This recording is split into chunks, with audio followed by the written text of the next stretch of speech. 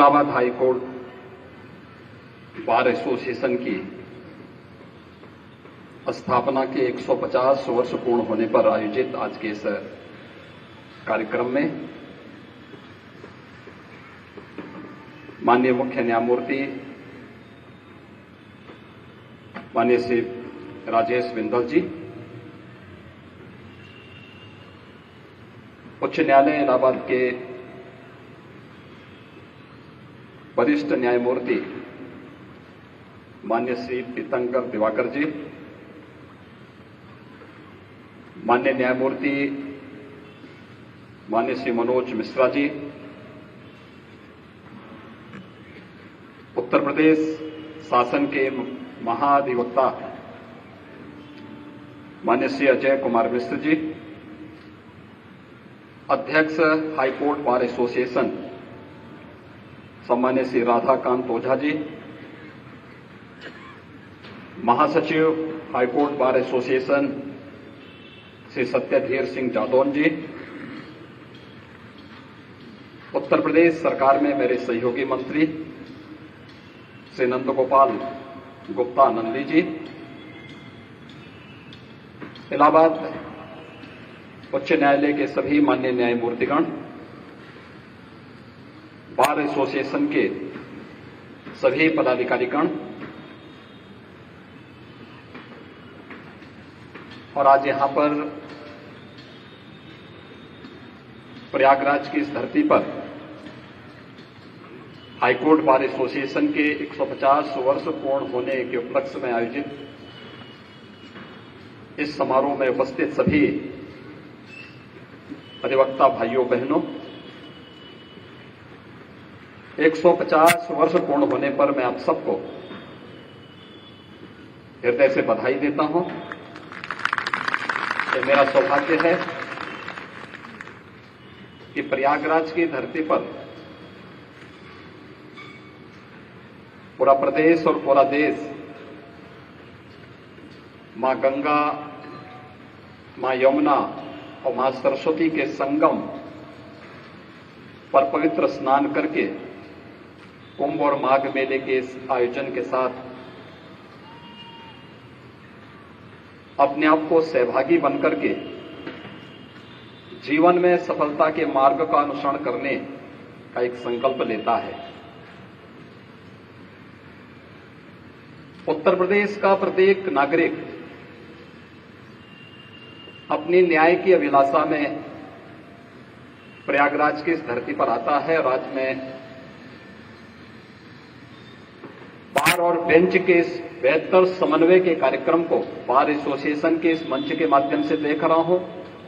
वास्तव में यह भी अपने आप में अधिवक्ता कुंभ ही है और इसलिए इस अधिवक्ता कुंभ के अवसर पर मैं आप सबका हृदय से अभिनंदन करता हूं। ये हम सबका सौभाग्य है कि प्रयागराज की धरती हम सब के लिए प्राचीन काल से ही एक प्रेरणा की धरती रही है। ये धर्म की धरती है, अध्यात्म की एक प्रेरणा यहां से प्राप्त होती है। देश के अंदर शिक्षा के एक प्रमुख केंद्र के रूप में प्रयागराज का अपना महत्व रहा है। आज से 12,000 वर्ष पहले महर्षि भारद्वाज का गुरुकुल, जिसे आप भारत का पहला गुरुकुल कह सकते हैं, इसी प्रयागराज की धरती पर है। और प्रयागराज हमारा न्याय का पवित्र मंदिर भी है, जहां पर अपनों से जब कोई व्यक्ति पीड़ित होता है, प्रताड़ित होता है, जीवन की हर प्रकार की आस और विश्वास को खो देता है, तो बड़ी आशा भरी निगाहों से वह फिर न्याय के इस मंदिर की ओर देखता है और यहां पर उसे जो राह मिलती है वह जीवन की एक नई राह होती है। और बार और बैंक का यह समन्वय आज यहां पर इसे इस रूप में प्रस्तुत करने का कार्य भी कर रहा है। जब बार एसोसिएशन अपने 150 वर्ष पूर्ण कर रहा है, ये महज संजोगी है कि देश अपनी आजादी का अमृत महोत्सव भी पूर्ण किया है। आजादी की लड़ाई कोई सामान्य लड़ाई नहीं थी। एक लंबे समय तक लड़ी गई वह लड़ाई थी जो भारत को भारत के रूप में प्रस्तुत करने और किसी भी प्रकार की दासता से मुक्त करने का एक बृहद अभियान था। और जैसे कि यहां पर माननीय मुख्य न्यायमूर्ति जी ने, बार एसोसिएशन के अध्यक्ष जी ने अपने उद्बोधन में भी इस बात को कहा कि अधिवक्ता समुदाय ने आजादी की इस लड़ाई में बढ़ चढ़ करके न केवल भाग लिया बल्कि देश को नेतृत्व भी दिया। देश की आजादी को एक नई दिशा देने वाले राष्ट्रपिता महात्मा गांधी रहे हों, भारत की संविधान सभा के अध्यक्ष डॉक्टर राजेंद्र प्रसाद रहे हों, भारत की संविधान सभा के कार्यकारी अध्यक्ष श्री सच्चिदानंद सिन्हा रहे हों, या फिर देश के संविधान को एक स्वरूप देने वाले उसकी शिल्पी के रूप में बाबा साहब डॉक्टर भीमराव अंबेडकर रहे हों, देश के प्रथम प्रधानमंत्री पंडित जवाहरलाल नेहरू रहे हों, या देश के प्रथम उप प्रधानमंत्री और गृह मंत्री के रूप में सरदार वल्लभ भाई पटेल रहे हों, देश का हर वह स्वतंत्रता संग्राम सेनानी जिसने उस कालखंड में जुल्म की परवाह के बगैर लगातार देश की आजादी के लिए लड़ता रहा, जूझता रहा, उसमें अधिवक्ता समुदाय अग्रणी भूमिका में था और अपनी इस पुरातन पहचान को एक बार फिर से आगे ले जाने की आवश्यकता है। और इसमें तो इलाहाबाद हाईकोर्ट की तो अपनी बहुत महत्वपूर्ण भूमिका रही है। हर एक क्षेत्र में इलाहाबाद हाईकोर्ट ने देश को नेतृत्व दिया है। जब पिछले दिनों में देख रहा था, दिल्ली में चीफ मिनिस्टर्स और चीफ जस्टिसेस की एक बैठक थी। देश के अंदर लोक अदालत के परिणाम क्या हैं, जब ये आ रहा था तो पूरे देश के अंदर जितने मुकदमों का निस्तारण हुआ था उनमें से आधे से अधिक अकेले उत्तर प्रदेश से हुई थे। यानी उत्तर प्रदेश कौन सा ऐसा क्षेत्र था जिसमें उसने नेतृत्व न दिया हो, और आज फिर उस भूमिका के साथ उत्तर प्रदेश जाना जा रहा है।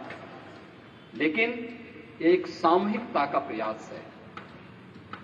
मेरे पास ओझा जी जब आए थे कि हमारी बार का 150 वर्ष पूर्ण होने जा रहा है, हम एक कार्यक्रम आयोजित कर रहे हैं, और इस कार्यक्रम में अगर आप भी आते तो अच्छा रहता। मैंने कहा, एक कार्यक्रम ये बताइए केवल बार का ही है या इसमें बेंच भी है? उन्होंने कहा नहीं, हमने वहां पर मुख्य न्यायमूर्ति महोदय से भी और अपने अन्य वरिष्ठ न्यायमूर्तियों गणों से भी हमारी चर्चा हो गई। सभी लोग इसमें कार्यक्रम में सहभागी बनेंगे और मिलकर के कार्यक्रम आगे बढ़ेगा। तो मैंने कहा मैं जरूर इसमें प्रयास करूंगा मैं भी आने का, और मुझे प्रसन्नता है कि आज ये कार्यक्रम यहां पर मिलकर के अपने गौरवपूर्ण 150 वर्षों की यात्रा के अवलोकन का एक अवसर हमें प्रदान कर रहा है। इन 150 वर्षों में हमने क्या पाया और क्या खोया है, इसमें जरूर चिंतन होना चाहिए। हम सबको इसमें मनन करना चाहिए, क्योंकि देश जब अपनी आजादी का अमृत महोत्सव मना रहा है, आजादी के अमृत महोत्सव के इस कालखंड में भारत ने क्या पाया क्या खोया, इन सब पर चिंतन हुआ। और जब अमृत काल में भारत प्रवेश किया तो 2 उपलब्धियां भारत के साथ तत्काल लगी हैं। एक, भारत उस ब्रिटेन को पिछाड़ करके, जिस ब्रिटेन ने 200 वर्षों तक भारत पे शासन किया था, उसे पछाड़ करके दुनिया की 5वीं बड़ी अर्थव्यवस्था बना है। दूसरा, दुनिया के उन 20 बड़े देशों को जिन्हें G20 के रूप में जाना जाता है, उनका नेतृत्व अमृत काल में भारतवर्ष को प्राप्त हुआ है। मित्रों, ये G20 के 20 वे बड़े देश हैं जिनके पास दुनिया की 60% आबादी निवास करती है। 75% ट्रेड पर जिनका अधिकार है, 85% जीडीपी पर जिनका अधिकार है, और दुनिया के अंदर 90% से अधिक रिसर्च और पेटेंट पर जिन देशों का अधिकार है, आजादी के अमृत महोत्सव के प्रथम वर्ष में ही उन देशों का नेतृत्व भारत को प्राप्त हुआ है। प्रधानमंत्री मोदी जी के नेतृत्व में वे देश अगले 1 वर्ष तक दुनिया के अंदर विश्व शांति और मानवता के कल्याण का मार्ग कैसे प्रशस्त होना है, इसके बारे में व्यापक चिंतन कर रहे हैं। उत्तर प्रदेश के अंदर भी G20 से संबंधित 4 महानगरों में 11 समिट होने जा रहे हैं। मैं स्वयं भी उन कार्यक्रमों की तैयारी में व्यस्त था और उन कार्यक्रमों की तैयारी के साथ हम जुड़े हुए थे। अलग अलग स्तर पर बैठकें होनी है, लेकिन एक अवसर मिला है वैश्विक मंच पर उत्तर प्रदेश को और देश को प्रस्तुत करने का। अपने आप को हम उन मंचों के सामने प्रस्तुत कर सकेंगे कि हमारे पास कितना पोटेंशियल है, हम दुनिया के लिए क्या कुछ कर सकने की क्षमता रखते हैं। यह सब कुछ बताने का एक अवसर हम सबके सामने होगा और इस अवसर के लिए हम प्रधानमंत्री मोदी जी के प्रति आभार तो व्यक्त करते ही हैं, लेकिन साथ साथ हर भारतवासी को इस पर गौरव की अनुभूति करनी चाहिए कि अवसर उन्हें प्राप्त हुआ और पूरा देश आजादी के अमृत महोत्सव के साथ किस रूप में एक साथ जुड़ता हुआ दिखाई दिया है। हर घर तिरंगा, उसका एक उदाहरण भी हम सब ने देखा है। पर्व और त्योहार एकांगी के विषय नहीं होते। आपने देखा होगा, कुंभ का आयोजन होता है तो हम अपने घर में नहीं मनाते, हम आते हैं जाकर के डुबकी लगाते हैं संगम के तट पर जाकर के। भारतीय मनीषा ने कभी भी जीवन को दुविधा में नहीं डाला है, उसकी दिशा बहुत स्पष्ट है और ये मान के चलता है कि इस पूरी व्यवस्था को संचालन अगर करना है तो अकेले कोई नहीं कर सकता। कोई व्यक्ति अकेले उसका संचालन नहीं कर सकता, कोई वस्तु अकेले नहीं कर सकती है। प्रयागराज में ही संगम क्यों हुआ? गंगा और यमुना तो हम देखते हैं, अदृश्य सरस्वती के दर्शन भी हमें वहां होते हैं। पूरा देश आता है, बड़ी श्रद्धा के साथ आता है। हमने इस पूरी चराचर व्यवस्था को अलग अलग पार्टों में बांध करके कभी नहीं देखा। भारतीय मनीषा ने तो एक बात साफ कही कि एकम सद विप्रा बहुधा वदंती, यानी सत्य एक है, विद्वान लोग उसे अलग अलग नामों से, अलग अलग परिभाषा से उसको परिभाषित करते हैं। और यही स्थिति हम सब की है। अगर हम उस सत्य को समझने का प्रयास करें तो फिर कभी भी टकराव की नौबत आएगी ही नहीं।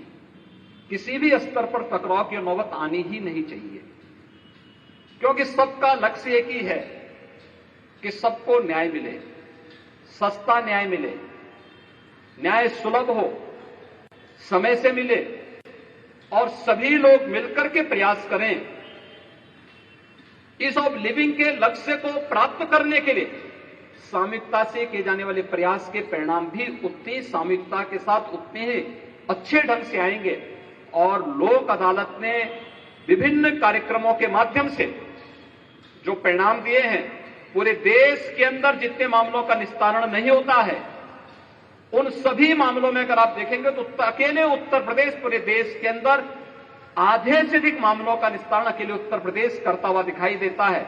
इसका मतलब उत्तर प्रदेश के अंदर पहले भी ये क्षमता थी और आज भी है। भाइयों बहनों, हम सब उन कार्यक्रमों को मिलकर के एक साथ आगे बढ़ा सकते हैं। मैं यहां देख रहा था जब माननीय ओझा जी वहां पर बोलने के लिए आए, मैंने कहा तो बार के अध्यक्ष हैं और बहुत वरिष्ठ अधिवक्ता है, लेकिन जब वो मांग कर रहे थे तो बार बार पानी पी रहे थे। मैंने कहा भी देखिए, अधिवक्ता तो दूसरों को पानी पिलाता है, और आज वो मांग रहे हैं तब भी पानी पी रहे हैं। अरे तो उनका अधिकार है, वे अपना अधिकार मांग रहे हैं और उनको मांगना भी चाहिए, क्योंकि अपने लिए नहीं मांग रहे हैं। न्यायपालिका के लिए या बार के लिए जो कुछ भी मांगेंगे वह प्रदेश की 25 करोड़ जनता के हित में ही होगा, उससे अलग नहीं होगा।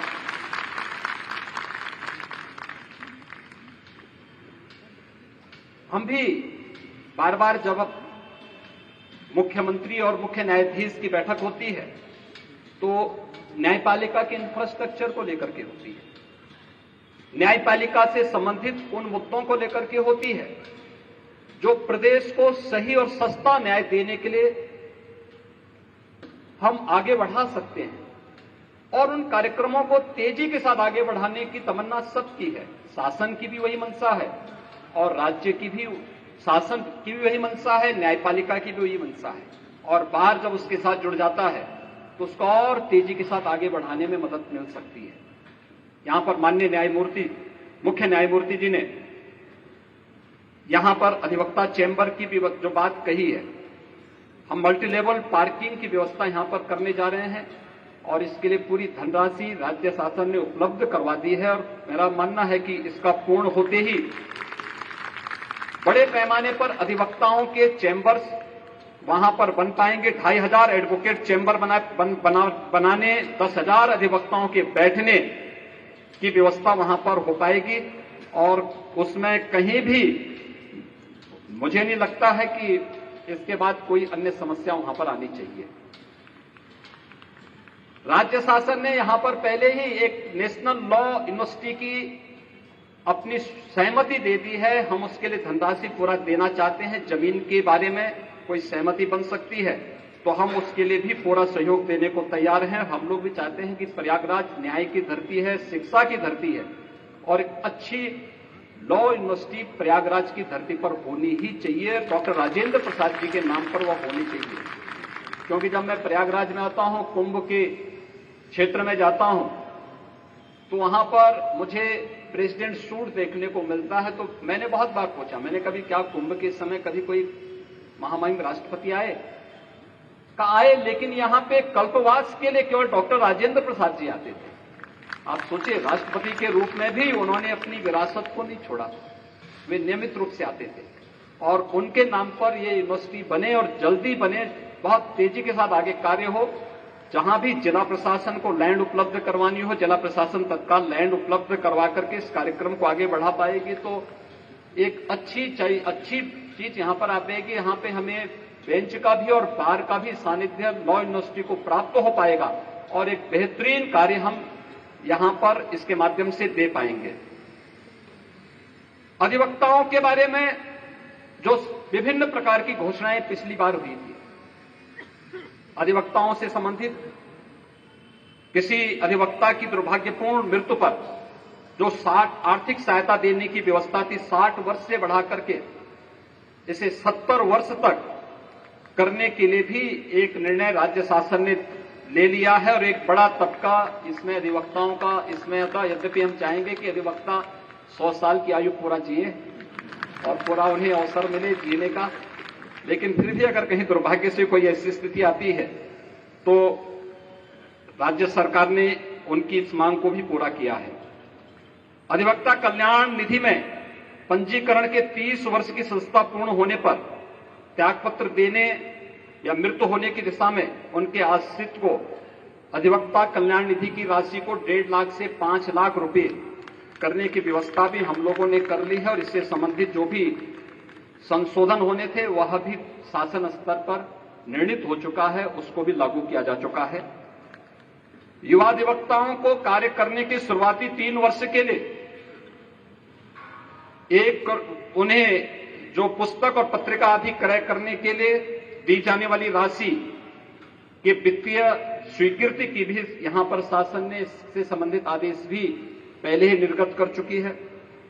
सामाजिक सुरक्षा निधि योजना के अंतर्गत भी मृत्यु के दावे के रूप में 2017-18 से 2022-23 तक, यानी 31 जनवरी 23 तक कुल 13,37,92,000 से अधिक भुगतान राशि न्यासी समिति द्वारा अब तक की गई है। सामाजिक सुरक्षा निधि योजना के अंतर्गत सस्ता वापसी के रूप में भी 17-18 से और 22-23 तक 47 करोड़ 83 लाख 7,900 से अधिक राशि का भुगतान न्यासी समिति के द्वारा अब तक किया गया है और मृतक अधिवक्ताओं के विधिक उत्तराधिकारियों को भी आर्थिक सहायता के रूप में इस दौरान 111 करोड़ 81 लाख 50 हजार रुपये की राशि का भुगतान किया गया है। इसके अलावा केवल हाईकोर्ट में ही नहीं, जनपद न्यायालयों में भी अभी मुख्य न्यायमूर्ति महोदय ने और राज्य शासन को इसके बारे में निर्देश भी दिया था और मैंने स्वयं भी इसकी बैठक ली थी कि जहां पर अभी डिस्ट्रिक्ट कोर्ट नहीं बने हैं वहां पे इंटीग्रेटेड कोर्ट बिल्डिंग बनाने के साथ साथ हम लोगों ने जिला मुख्यालयों को भी और कमिश्नरी मुख्यालय को भी इंटीग्रेटेड मुख्यालय बनाने की दिशा में कार्य प्रारंभ किया है। हम लोग चाहेंगे कि वास्तव में एक मॉडल बनेगा, ये न केवल उत्तर प्रदेश के लिए बल्कि देश के लिए, पूरी न्यायिक व्यवस्था के लिए भी और प्रशासनिक व्यवस्था के लिए भी। इस पर कार्य हमारा बहुत तेजी के साथ आगे चल रहा है, लेकिन साथ साथ जनपद न्यायालयों में भी अधिवक्ताओं के चेंबर बने। वास्तव में एक गरीब जब आता है और जब देखता है, घूम फिर करके चारों ओर देखता है, वो तो बड़े विश्वास के साथ आता है कि मैं वकील साहब के पास जा रहा हूं। लेकिन जब वह जाता है और अधिवक्ता के चेंबर में बैठता है और उसको दिल में ही जब आसमान नजर आने लगता है वहां से, क्योंकि टूटा हुआ चेंबर रहता है, टूटे हुए चेंबर से उसको जब सूरज की रोशनी में दिखाई देता है, उसके मन में कहीं ना कहीं आशंका होती है कि क्या मैं सही जगह आया हूं या कहीं ऐसा तो नहीं कि गलत जगह आ गया हूं। और इसलिए शासन ने कहा है कि भाई हमें जगह दीजिए, हम लोग अधिवक्ताओं के लिए अच्छे चेंबर वहां बनाना चाहते हैं, क्योंकि अधिवक्ता के लिए ये स्वयं के लिए शोहरत हासिल करने का माध्यम नहीं, बल्कि एक गरीब को न्याय देने का एक सशक्त माध्यम भी बनेगा। वहां पर अगर उनके अच्छे बैठने की व्यवस्था होती है तो जो वादकारी आता है उस वादकारी को भी विश्वास उस पर टिकता है। और वादकारी का विश्वास किस बात पर होता है? एक अधिवक्ता के पास जब आता है तो वह असमंजस में रहता है, क्योंकि अपनों के द्वारा ठुकराया रहता है बहुत सारे लोग तो। और बहुत बार तो विवाद भाई भाई में होता है, छोटा सा विवाद है, वे बैठ करके भी समाधान कर सकते थे, लेकिन वह स्थिति वहां तक पहुंच चुकी होती है कि वह उसे न्यायालय का दरवाजा खटखटाना ही पड़ता है। वो अपने भाई पे विश्वास नहीं करता, लेकिन एक अधिवक्ता पे विश्वास करता है। और अधिवक्ता पर विश्वास ये आपकी बहुत बड़ी पूंजी है। उस पूंजी को संजोए रखना, उसको समय से न्याय दिलाने के लिए प्रयास करना और उसके लिए जो भी इंफ्रास्ट्रक्चर वहां पर तात्कालिक रूप से चाहिए, इसके लिए जनपद स्तर पर भी अधिवक्ताओं के चेंबर बनाने के लिए राज्य शासन ने कई जनपदों में हम लोगों ने पैसा उपलब्ध करवाया है। कई जनपदों में हम लोगों ने प्रस्ताव मांगे हैं, जहां से भी हमें प्रस्ताव मिल रहे हैं वहां पर हम लोग अधिवक्ताओं के चेंबर बनाने के लिए धनराशि उपलब्ध करवाने का कार्य कर रहे हैं। जैसे प्रयागराज में जनपद न्यायालय के लिए हम लोगों ने 11 करोड़ 31 लाख रुपए, कासगंज में 5 करोड़ 25 लाख रुपए, लखनऊ के लिए 4 करोड़ 88 लाख रुपए, श्रावस्ती के लिए भी 4 करोड़ 85 लाख रुपए, ऐसे अलग अलग जनपदों के लिए धनराशि हम लोग स्वीकृत करा करके अधिवक्ताओं के चेंबर के लिए भी वहां पर बेहतरीन व्यवस्था करने का कार्य कर रहे हैं। मैं आज के इस अवसर पर जब 150 वर्ष की एक लंबी यात्रा अनेक उतार चढ़ावों के बावजूद की गई, यहां पर जब बार एसोसिएशन के इतिहास के बारे में बताया जा रहा था कि 150 वर्षों के इस इतिहास में अनेक अवसर आए हैं जब एक दूसरे को मान्यता देने में कोताही बरती गई। अंततः जब सभी मिलकर के एक हुए, आज वह बार एसोसिएशन के रूप में न केवल उच्च न्यायालय की बल्कि उत्तर प्रदेश की 25 करोड़ जनता के विश्वास के प्रतीक के रूप में आप सब यहां पर मिलकर के लोगों को, आम जनमानस को न्याय दिलाने के लिए पूरी प्रतिबद्धता के साथ कार्य कर रहे हैं।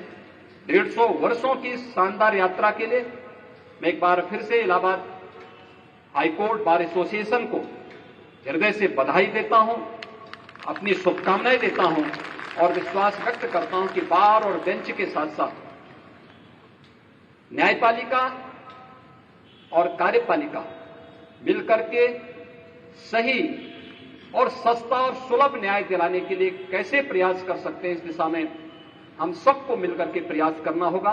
मैं एक बार फिर से मुख्य न्यायमूर्ति जी को, यहां के अपने वरिष्ठ न्यायमूर्तिगणों को और आप सभी बार एसोसिएशन के पदाधिकारियों को, अपने विधि अधिकारियों को मैं हृदय से धन्यवाद देता हूं कि उन्होंने बार एसोसिएशन के इस शानदार कार्यक्रम को, द्विदिवसीय कार्यक्रम को आगे बढ़ाने के लिए आज इलाहाबाद उच्च न्यायालय की इस भूमि का उपयोग करने की पूरी अनुमति दी और इस कार्यक्रम को शानदार तरीके से आगे बढ़ाया है। मैं एक बार फिर से पूरे कार्यक्रम के प्रति अपनी शुभकामनाएं देता हूं।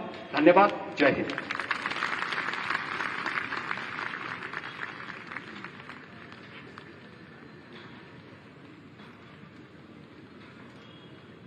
बहुत बहुत धन्यवाद।